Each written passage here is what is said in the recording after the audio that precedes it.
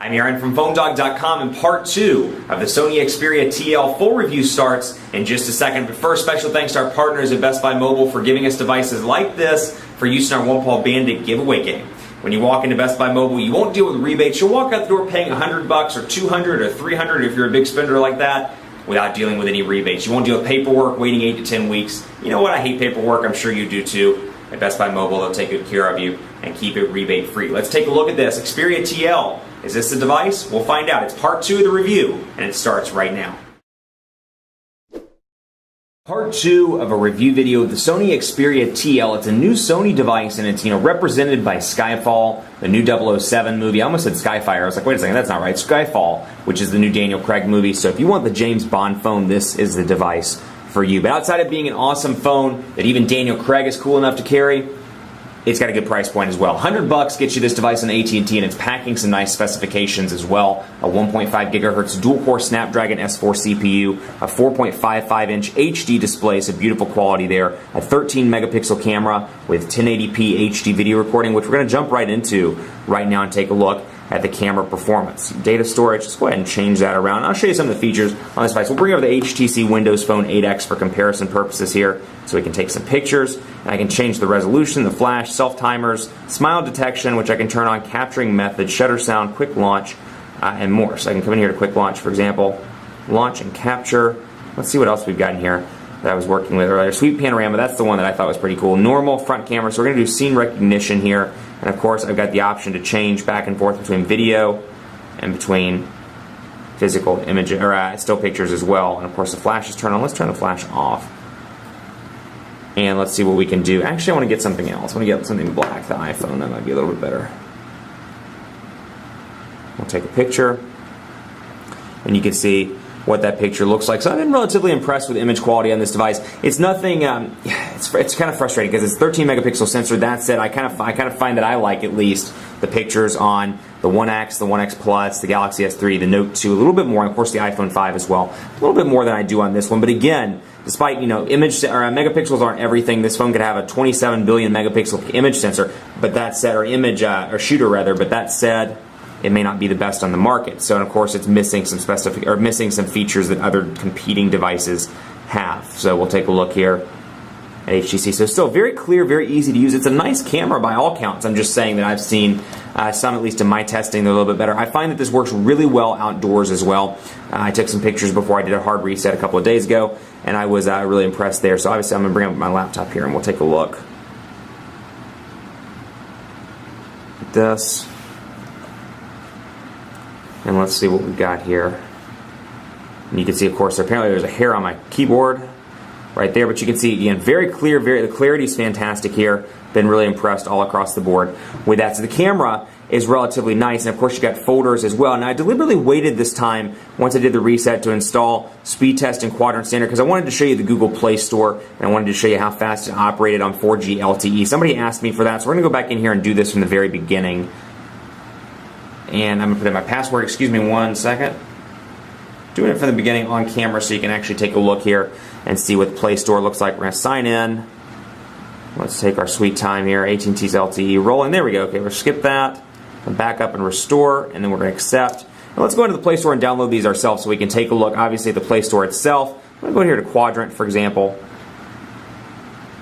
And we'll take a look. So you can see, again, screenshots here, description here, reviews. So no real changes to the overall look and feel of that, though you do get magazines out of the gate now in the Play Store. So that should be installing right now. And then, of course, we're going to go in here and do speedtest.net, and we're going to install that as well. So it looks like those are downloading as we speak. Let's see what we've got here installing. So we're going to go ahead and open this one up and take a look at speed test, and we're going to bring it over to megabits per second. We're going to agree to that, sure. And we're going to take a look, make sure it's not on Wichita. Let's see if we can get it on Dallas. We have to do one speed test before the GPS locks in properly, but we'll begin the test here and take a look. Now, AT&T speeds have been really impressive in the Dallas metro area or Metroplex. Been really impressed all around. 16 megabits per second. I've definitely seen it as high as 30 to 35 megabits per second in the area. So very impressive all around. And on an upload speed of about 6.5 megabits per second. Very impressive on that front as well. So 17.3 megabits per second, 6.65 megabits per second there. And of course, I hit home and go back and we'll take a look at Quadrant Standard down here. So we'll go ahead and actually, I don't know why it didn't install. Let's go back to Quadrant and make sure. Come on, Quadrant. And then we'll load up here. We're going to install that. Bam. Let's get this downloaded. And let's take a look and open it up as well. Now, I've found that call quality has been relatively decent on this device. What I did find, it's got a 1,850 milliamp hour battery. That's definitely pushing it on the low end of the spectrum for 4G LTE. At least for me, I found that that was getting me about 10 to 12 hours with moderate use, calling, texting, emailing, browsing the web a little bit, downloading some applications via Google Play before I did the reset for the video. But, you know, I'd say on a day's use, with moderate use, somewhere between 10 and about 12 hours for me. Maybe you can eke a little bit more out of it. That said, it's non-removable. It's a 1,850 milliamp hour battery. I would have liked to have seen a bigger battery, maybe 2,100 milliamp hours or 2,300 at the minimum. But that said, you're paying $100 and you're getting a really nice device spec-wise, so perhaps that's just an area where they had to cut back to make it affordable at the $99.99 price point. So that's something to think about. Quadrant Standard running right now. Call quality's been good. The earpiece is nice and loud. Speakerphone, decent there as well. I did find, I tested this on what I consider to be the ultimate test, calling your mom. And I called my mom on this, and she said the earpiece was nice and loud. Actually, she didn't say it that technically. She was like, "You sound really good on this phone." But I'm just kidding.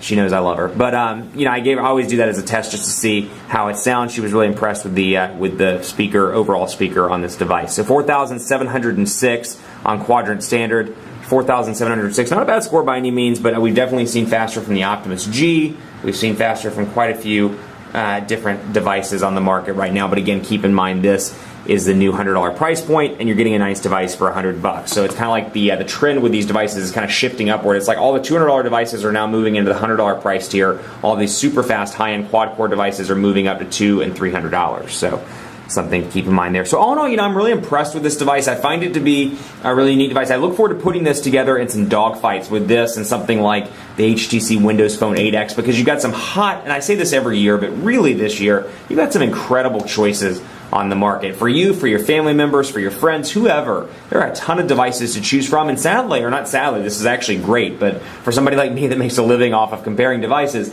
it is a little bit sad. They're all great devices. It's really hard to choose which one is the best for you. So I think for a lot of people, it's going to depend on ecosystem, what you prefer, much like, you know, your favorite color or your favorite food. There's going to be a user interface you prefer. There's going to be a company you prefer. There's going to be, that doesn't mean the other person's wrong. It just means that you have your personal preferences, and that is a good thing. That said, I'm really impressed with this device, and I can't wait to put it to the test even more in the next couple of days. Keep it locked on PhoneDog.com for continuing coverage of the Sony Xperia TL. Like us on Facebook, Facebook.com/PhoneDog. Let me know what you think of this device on Twitter at PhoneDog_Aaron, and on Facebook at Facebook.com/PhoneDogAB. Thanks so much for watching. Keep it locked on the site for continuing coverage, and as always, we'll see you next time.